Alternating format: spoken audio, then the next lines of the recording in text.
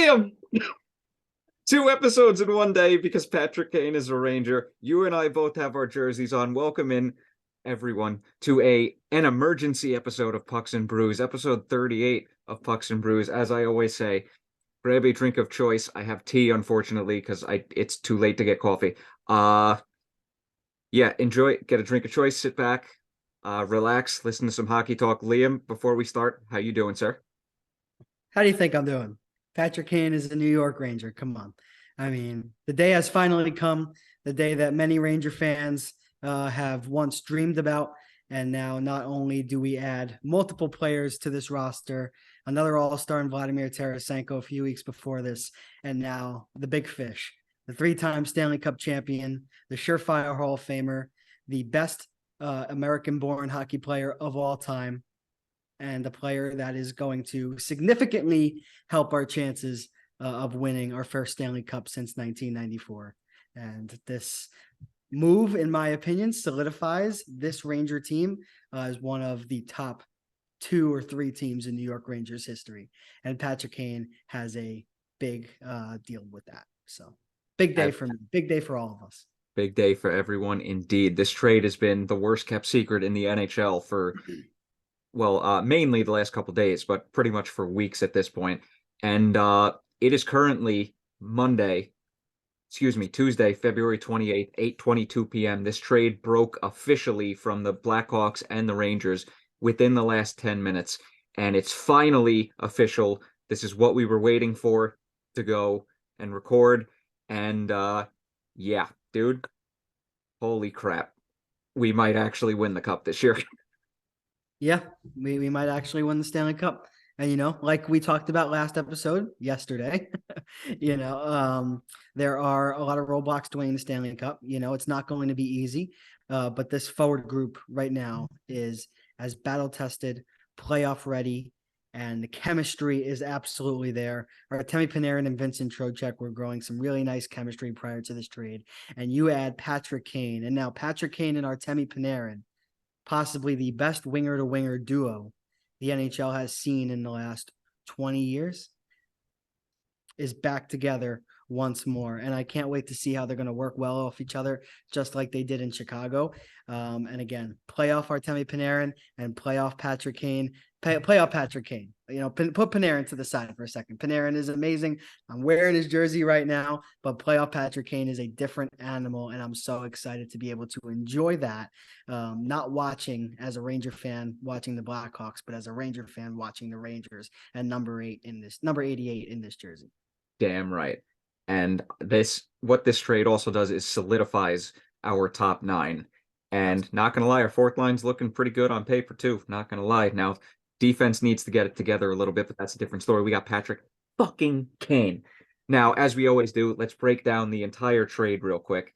So Patrick Kane, obviously, is initially as part of a 3-team deal. The initial 50% of the cap hit is retained by Chicago, which went to Arizona. Arizona sends the remaining 25% of the total cap hit to us. And in exchange, the Rangers got Patrick Kane. Rangers got Patrick Kane. And we also get prospect Cooper Zek, who is currently in the ECHL. Any details on him? No, different division than my Atlanta Gladiators, but currently playing for the Indy Fuel. Has, I believe, 8 points in 10 games as a defenseman. So, definitely some promise there, and we'll see if he reports to ECHL Jacksonville or the Hartford Wolfpack. Yep, and in this deal, Chicago, obviously, trades Kane to us. They get a 2023 conditional second-round pick from the Rangers, a 2025 fourth-round pick, and defensive prospect Andy Welinski, who was originally drafted by the Anaheim Ducks, and the Rangers picked him up to play in Hartford this past offseason.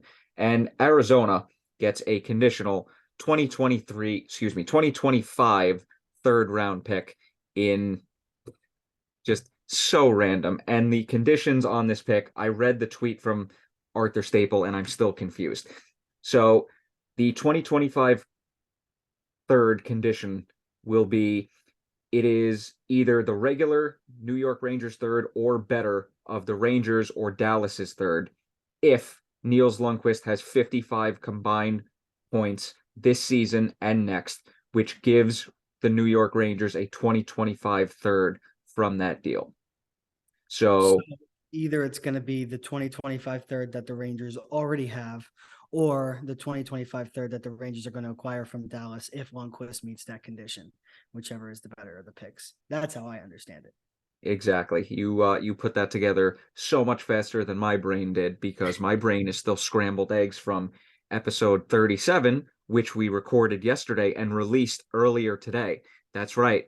Released earlier today, because for everyone listening and or watching, this is a double episode for the first time ever and hopefully the one and only time ever, because this was just so much chaos. That's the greatest way to put it. This was chaos.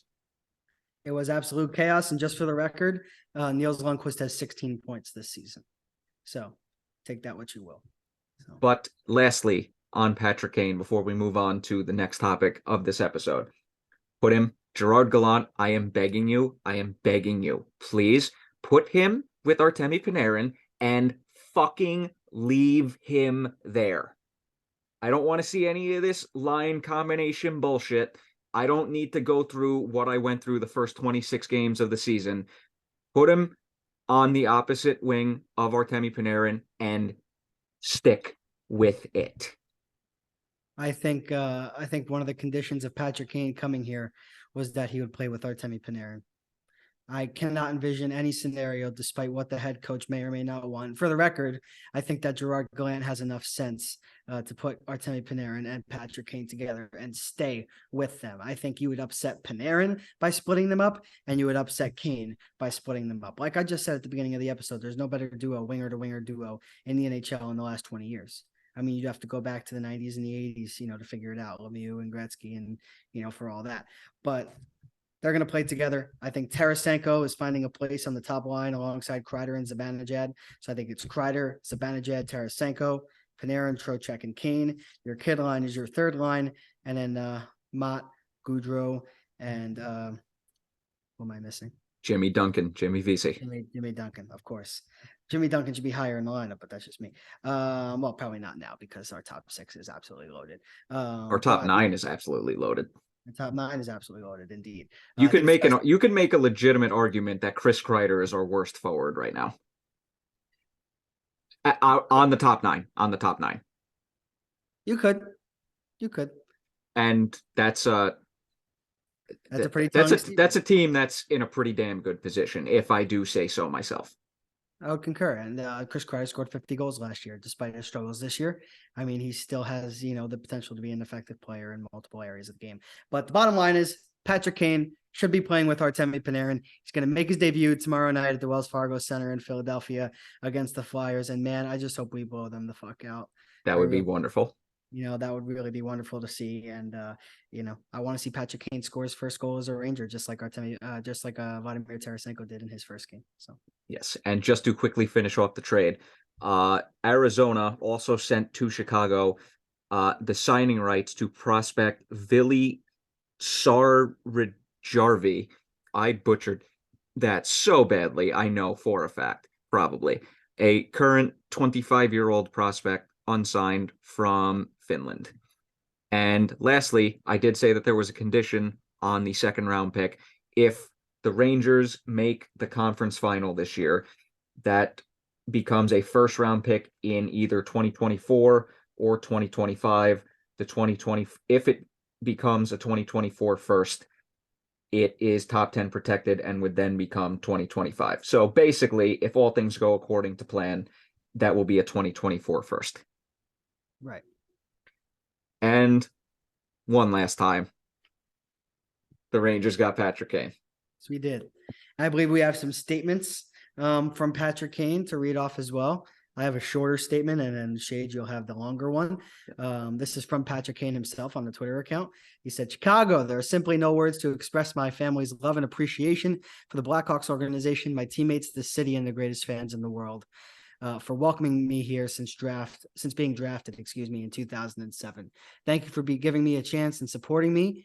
like your own through 1,297 games played in the most iconic sweater, including 3 Stanley Cups and thousands of memories to last a lifetime, Patrick Kane.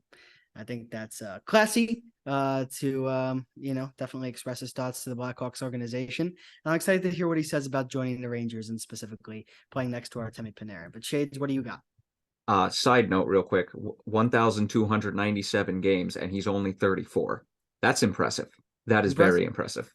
It is. And now on to the second statement. And I quote, "I'm so thankful for everything the city, the Blackhawks organization, my teammates, and the fans have done for me and my family over the last 16 years. The support was constant from day one, and Chicago will forever be home for us. This has been an emotional time for me and my family, but I feel this decision puts me in the best spot to immediately win another Stanley Cup." Damn right. "This isn't about me leaving the Blackhawks, but this is an opportunity for me. The Blackhawks did everything they could to put me in a great position, and I will forever be grateful. It is bittersweet to leave a place that is so special to me, but I will always carry the memories we made in Chicago. I will miss the roar of the United Center, the deafening sound of the anthem, and the people of Chicago.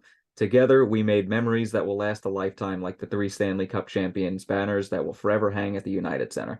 I look forward to this next step in my career and will forever be appreciated for all I have received from the Blackhawks and Chicago." End of quote. Patty Kane, I just have one request from you this season. Bring us a Stanley Cup, baby. Yep. Help us to getting to that goal. And I also have a quote from Chris Drury. He said, "I think Patrick recognized it was a good fit for him, and it's a good fit for us. We're certainly excited that he wanted to be traded and that it was to the New York Rangers." We could go on about how this is a possible fleece, but let's save that for Friday, shall we? Yeah, I mean, just one note on that. Just, again, I'll go into it further on Friday. But Patrick Kane wanted to go to one place. It was to the New York Rangers. The Chicago Blackhawks had absolutely no leverage, and they were going to take whatever the Rangers gave them. And what we gave them was a little bit of a small return. And Patrick Kane is a Ranger, and that's all I care about in this moment in time. Damn right, could not have said it any better myself. So, apart from the Patrick Kane trade, we also had Kyle Dubas going absolutely nuts today, which I gotta admit, I got a lot of enjoyment out of because this day went from absolutely nothing happening to holy crap, batshit chaos for like 4 hours seemingly. And then it died a quick and painful death going back to absolutely nothing. But Kyle Dubas did in fact make some moves. First off, he traded he traded for Erik Gustafsson, and from the Washington Capitals, he gives up defenseman Rasmus Sandin, which I was very surprised about that he was going the other way. But he trades Sandin for Gustafsson and a 2023 first-round pick. No condition on the pick. It's straight up the Boston Bruins pick that the Capitals acquired in a separate trade that I'm not remembering off the top of my head, but that's not important. After that, they moved Pierre Engvall to the New York Islanders for a 2024 third-round pick. And then the third and final trade of the day, hopefully final trade of the day, unless he does something else tonight, he acquired Luke Schenn from the Vancouver Canucks for a 2023 third-round pick. Liam, when that first trade was made, I said to you, I don't believe for a second that he's done. And what ended up happening? 2 more trades. Yeah, Kyle Dubas, I mean, masterclass. I think trading Rasmus Sandin, of course, who's a former first-round pick, it's definitely a little bit of a risk. Don't get me wrong. There's no room on that blue line, though, unfortunately. And, they wanted to add Erik Gustafsson. And right now, I'm going to make a little bit of a hot take. I would take Erik Gustafsson over Rasmus Sandin right now for the Toronto Maple Leafs this year to win a Stanley Cup. And the fact that they got a first-round pick as well on top of that, and what is a deep draft. And the Boston Bruins first-round pick could either be a little bit closer to the lower 20s or number 31 or 32.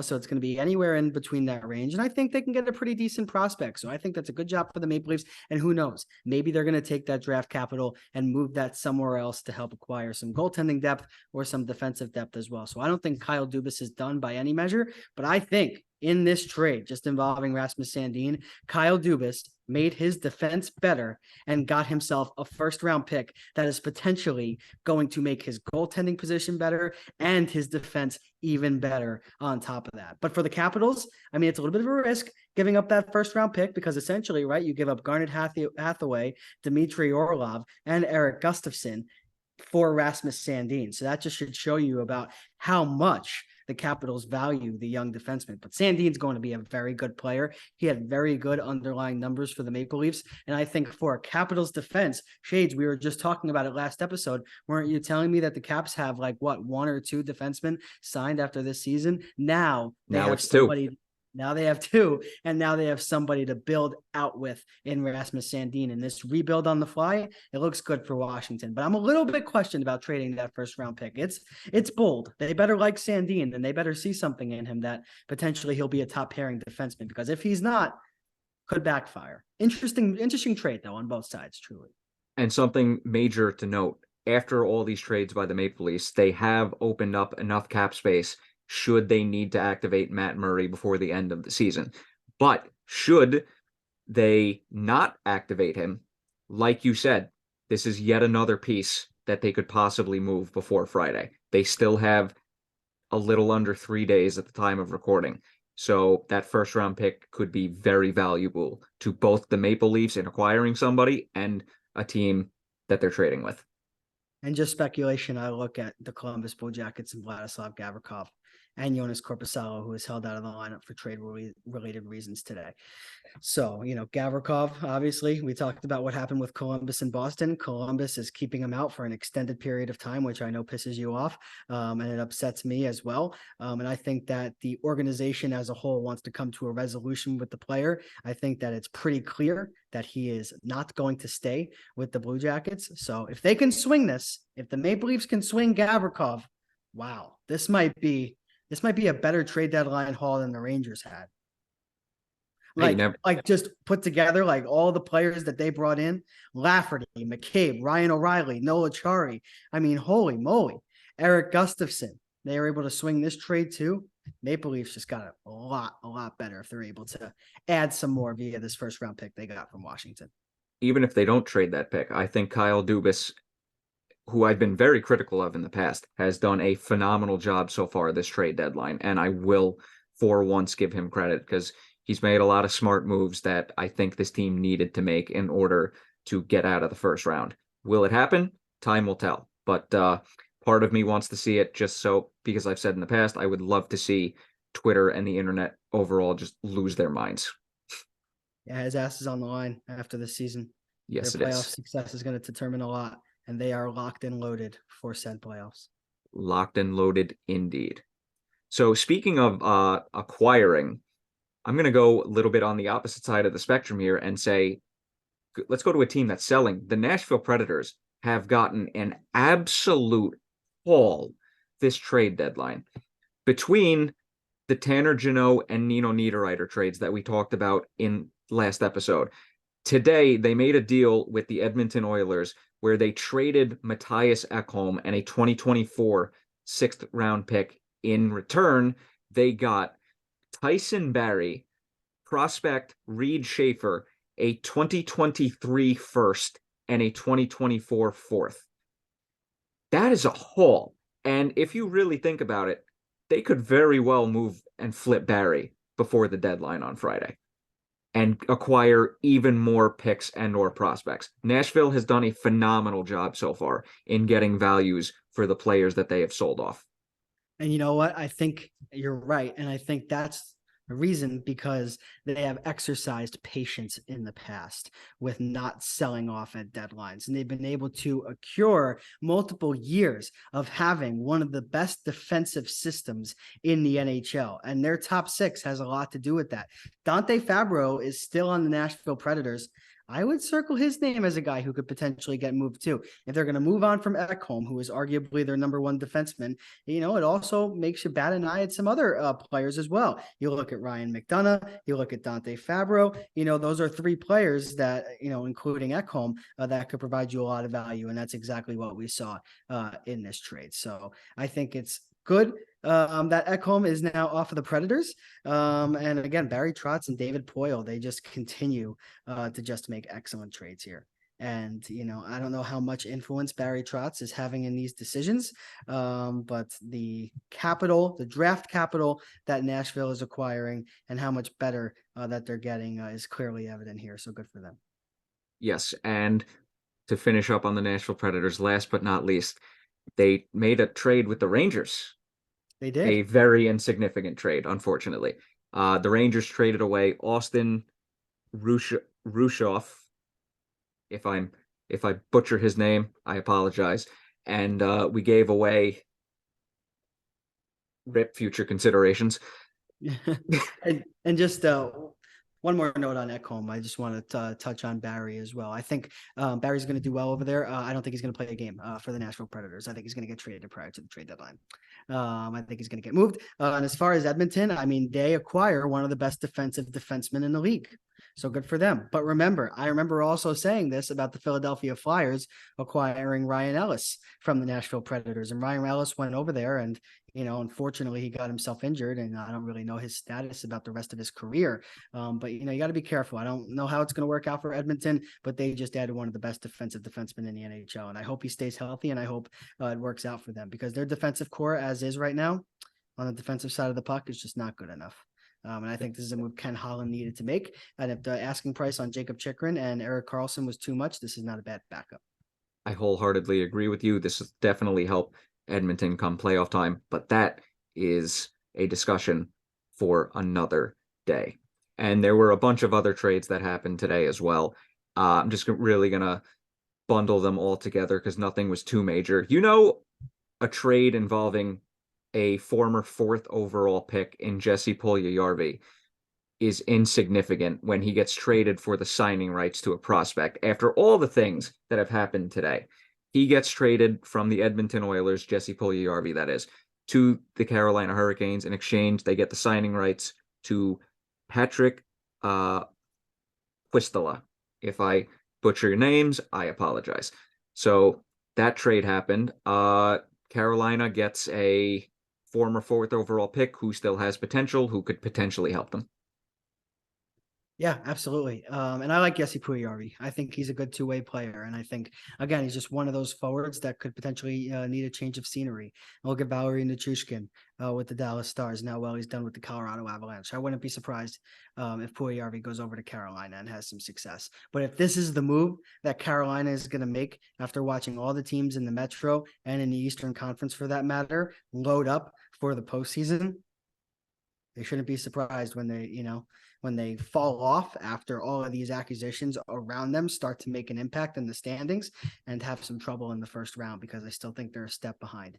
Jesse Puljujarvi doesn't move the needle like Timo Meier does for the Devils, like Bo Horvat does for the Islanders, like Patrick Kane and Vladimir Tarasenko do for the Rangers, like Dmitry Orlov and Garnet Hathaway do for the Boston Bruins, like all of the acquisitions we were talking about with the Toronto Maple Leafs, Tanner Jeannot to the Tampa Bay Lightning. If they think that they're going to compete against all of those teams I just mentioned with just acquiring Jesse Puljujarvi, they're sadly mistaken. I think the Canes are, I don't know how far they're going to go. Well, I mean, if there's one thing that the Hurricanes have taught me, it's that you can build a solid team and still give teams trouble, but won't always work out. But you will give other teams trouble. And that's what the Blue Jackets were good at for many years under Tortorella, but that's a tangent. Some other trades that happened. The Ducks acquired a 2024 third-round pick in exchange for unsigned prospect Henry Thrun. That happened. The Minnesota Wild were involved in 2 trades here. Marcus Johansson was acquired from the Washington Capitals in exchange for a 2024 third, and Gustav Nyquist was acquired from the Columbus Blue Jackets. An injured Gustav Nyquist acquired from the Blue Jackets for a 2023 5th-round pick.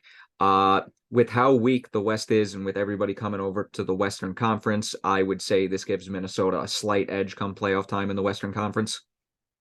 Yeah, I don't really think it makes much of a difference, to be honest. I mean, I like Nyquist as a forward, but he's injured at this point.